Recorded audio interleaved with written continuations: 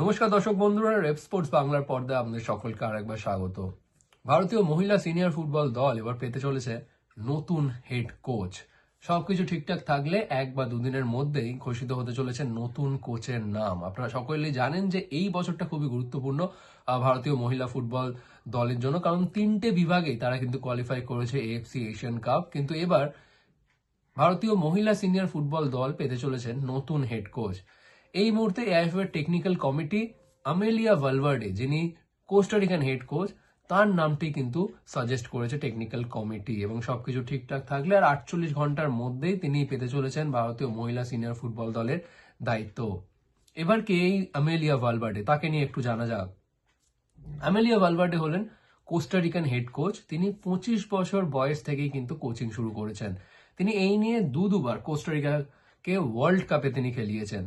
তার আন্ডারে 2015 সালে কোস্টারিকার জন্য ক্যাম্পেইনটা ছিল বেশ স্পেশাল, কারণ স্পেনের বিরুদ্ধে ড্র করেছিল কোস্টারিকা, দেন ব্রাজিলের বিরুদ্ধেও ড্র করতে করতে শেষ মুহূর্তের গোল হজম করে তাদের নেক্সট রাউন্ডে কোয়ালিফাই করার স্বপ্নটা কিন্তু ভেঙে যায়।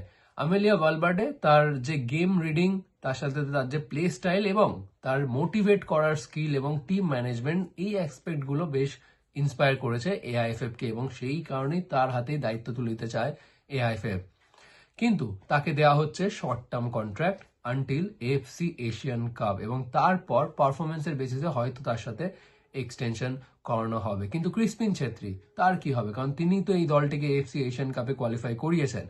ক্রিসপিন ছেত্রীও কিন্তু কন্টিনিউ করবেন যেটা শোনা যাচ্ছে, কিন্তু আমেলিয়া ভালভার্ডে তাকে দেখা যাবে মেন্টরশিপ বা হেড কোচের ভূমিকায়।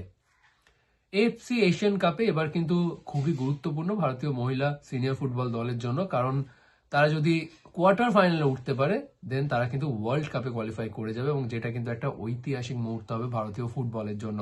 12টা দল অংশগ্রহণ করবে এই টুর্নামেন্টে, যেটি অস্ট্রেলিয়া অনুষ্ঠিত হবে মার্চের 1 তারিখ থেকে মার্চের 21 তারিখ পর্যন্ত, এবং 8টি দল যারা কোয়ার্টার ফাইনালে প্রবেশ করবে তাদের কাছে কিন্তু সুযোগ থাকবে ওয়ার্ল্ড কাপের মঞ্চে টিকিট কেটে নেওয়া। সুতরাং একটা বড় মুহূর্ত, এবং এআইএফএফ এই সুযোগটা হাতছাড়া করতে একেবারেই চায় না, এবং সেই কারণেই তারা আমেলিয়া ভালভার্ডের হাতে এবার দায়িত্ব তুলে দিতে চান, যার অলরেডি অভিজ্ঞতা রয়েছে ওয়ার্ল্ড কাপের মঞ্চে কোচিং করানোর।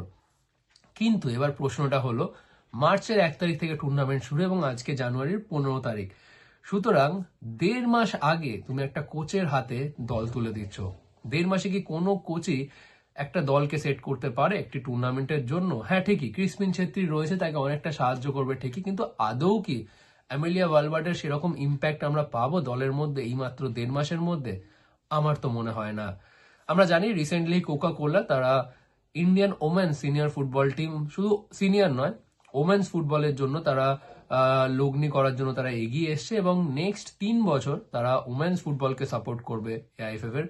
এবং কল্যাণ চৌবে নিজেই ঘোষণা করেছেন দিল্লির কোকাকোলা ওয়ার্ল্ড কাপ ট্রফি ট্যুরে যে তারা কোকাকোলা এবার সাপোর্ট করবে ওমেন্স ফুটবলকে, এবং তারা সেই টাকাটা আরো এক্সপোজার ট্যুর অ্যারেঞ্জ করার জন্য খরচ করবে, এবং একটা বিদেশি হেড কোচ সই করানোর পরিকল্পনা রয়েছে এআইএফএফ এর, এবং সেই মতো আমেলিয়া ভালভার্ডেকে তারা সই করাচ্ছে। কিন্তু এবার সেটাই প্রশ্ন যে 1.5 মাস আগে তুমি একটা নতুন কোচের হাতে দায়িত্ব তুলে দিচ্ছ।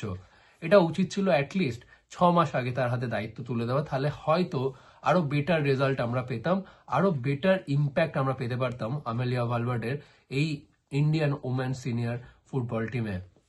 এই বছরটা সত্যিই খুব গুরুত্বপূর্ণ, কিন্তু আমরা যদি দেখি ইন্ডিয়া থেকে কিন্তু প্রত্যেকটা টিম ইন্ডিয়ার গ্রুপে জাপান, ভিয়েতনাম, চাইনিজ টাইপে তারা কিন্তু অনেকটা এগিয়ে, but at the same time opportunity কিন্তু রয়েছে। যে ইন্ডিয়া থাইল্যান্ডকে হারাতে পারে তাদের কাছে কিন্তু সুযোগ রয়েছে চাইনিজ টাইপে বা ভিয়েতনামের বিরুদ্ধেও লড়াই করার। সুতরাং এবার এটাই প্রশ্ন, আমেলিয়া ভালভার্ডে কি পারবে ইন্ডিয়ান টিমকে সেই